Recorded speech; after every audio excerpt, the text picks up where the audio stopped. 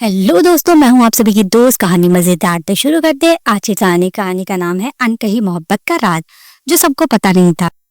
शुरुआत एक शांत पहाड़ी गांव में।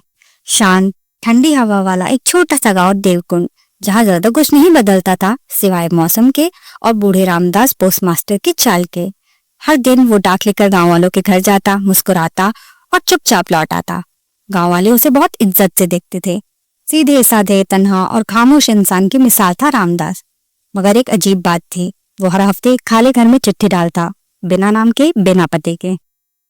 गांव वालों की जिज्ञासा, लोग पूछते, रामदास काका इस बंद घर में किसके लिए चिट्ठी ले जाते हो? वो बस हल्की सी मुस्कान देता और कहता, कुछ राज जवाब में नहीं, इंतजार में जिंदा रहते हैं।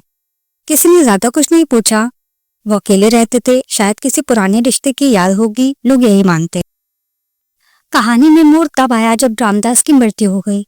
एक दिन अचानक खबर आई, रामदास की मृत्यु हो गई है। गांव भर में सन्नाटा था।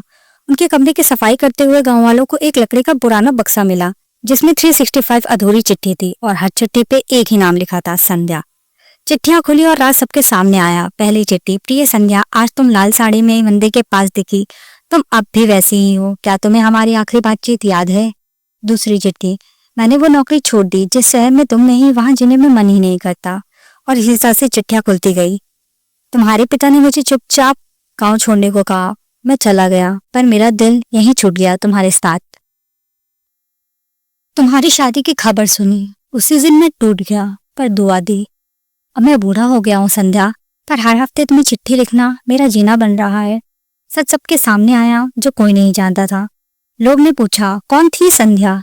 गांव की सबसे पुरानी औरत बोली, संध्या? अरे वो तो 50 साल पहले यहीं रहती थी।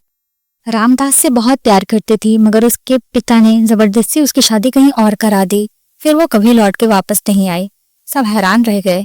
रामदास ने कभी किसी को नहीं बताया, ना मोहब्बत का इजहार किया, ना किसी से शिकायत। बस हर हफ्ते एक चिट्ठी उसी बंद घर में डालता रहा जहां संध्या कभी रहा करती थी। रामदास की मौत के बाद गांव वालों ने वो सभी चिट्ठियां एक शीशे के बॉक्स में डाल दी, उसी बंद घर में, और दरवाजे पर एक तख्ती टांग दी। यहाँ कभी एक अनकही मोहब्बत रहती थी, जिसका राज सिर्फ वही जानता था, जिसने कभी कुछ नहीं कहा और फिर भी सब कुछ कह दिया।